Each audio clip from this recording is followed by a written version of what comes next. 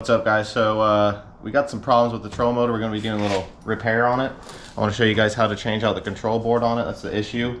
Basically, we have power. Let me show you guys what's going on. As you can see, it turns and everything perfectly fine, and sometimes when you hit start, it won't start. Other times when you hit start, it won't turn off. And then generally the basic problem is you can't adjust the speed. Whenever you hit the on button for like a 0 low speed, there is no low speed. It's just full blast 10. So that's a 1.5 on the lanyard remote, and that's full blast. Look at how fast that thing's going. It's flying. Pretty sure that it's the control board. We're gonna get that thing replaced out, so follow along. So first we gotta go ahead and get the side plates off, guys. It looks like a Phillips head screw. I'm gonna get these guys off real quick.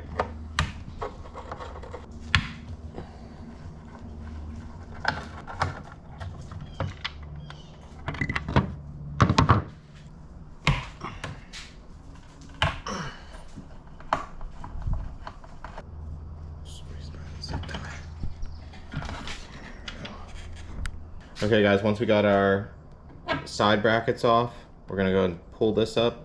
The control panel is underneath this. There's just little clips on the side. Drop down into there, just squeeze on the sides, lift up.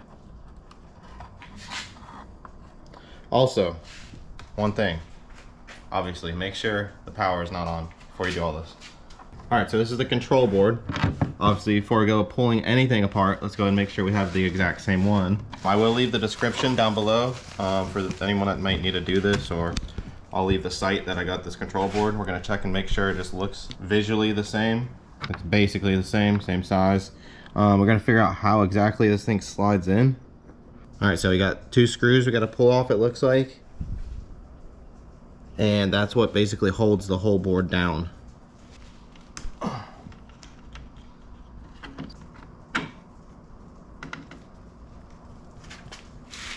Alright guys, we got both those screws out. Also, you can see the hold down. There's a little hole down here. One big Phillips screw.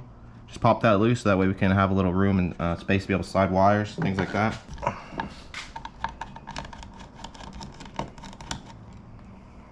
So basically, we got everything exposed. Now we got to go through and get all the heat shrink wrap off. There's 1, 2, 3, 4. And then 5, 6, 7, 8, it looks like. It's gonna be kind of a pain. Honestly, it's probably the hardest part of the job is getting the heat shrink off, because we gotta cut each one of these, and there's quite a good amount of them. We do have all the new ones here. Kind of eyeballed everything. Looks like everything's good to go as far as enough heat shrink for everything. But yeah, we gotta hack these off. We'll be right back with you as soon as we get all these heat shrink tubings off. So we got all the heat shrink off. Obviously, you can see these 4 guys are exposed, and these 2. So we're gonna unclip, just basically plug and play, make sure heat shrink's on. We'll see you guys back in a second. We'll get everything hooked up. So yeah, once we have all this stuff hooked up, before we hit the heat shrink and get it all cinched down nice and tightly and everything, we're gonna go and hook up the battery and test it out. All right guys, you're seeing it for the first time. We're turning it on. It's on. Yeah. Yay! Look at that. Yeah. Fixed. We're good to go, guys. We're back in business. We're ready to go get some snook. So now all we got to do, put these side plates on, put everything back together. Like I said, hit the heat shrink tubing with some heat, either a lighter, you know, hopefully you don't have a lighter, unfortunately that's what I got, or a heat gun, which you should have. But yeah, hit the heat shrink, cinch it all back up, and we'll see you guys in a second. We're gonna go and mount this, get these 2 screws on the side here.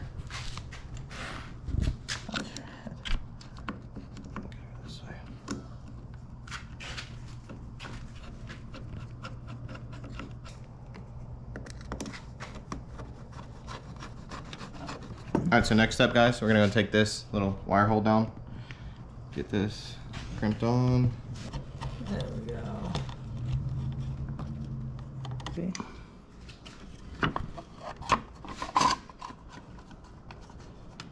Oh, it's these up front, I bet you. Yep. So we got that top cover.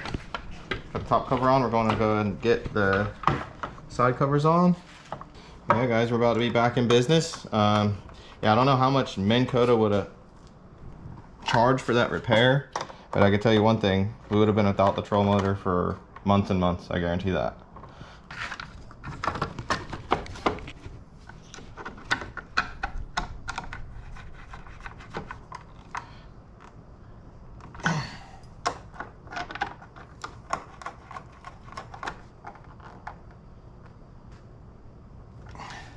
All right, guys, that's pretty much gonna wrap it up. I hope you enjoyed something a little different. I, for one, am thankful to not have to send this free control motor away. Would have been gone for like months and months. Would have missed all of summer, snook fishing, all that stuff. So glad to have this guy back and operational. Glad that fix worked. Like I said before, the link will be below if you guys do want to try to order one of these, you know, for yourself. You guys experience these issues. I know this is pretty quite common for the Minn Kota Powerdrive, especially the Riptide. I don't know, for whatever reason they have issues, but not really that hard to replace. I think what would it take us, Jen, like what, a couple hours probably, right? Hour and a half, 2 hours. Hour and a half. Yeah, not really too bad at all. Hardest part really, guys, was getting the shrink wrap off. But until next time, guys, please make sure to like, subscribe. Make sure to pay attention to my videos. I'll be dropping at least a video a week. But until next time, guys, we'll see you later. Peace.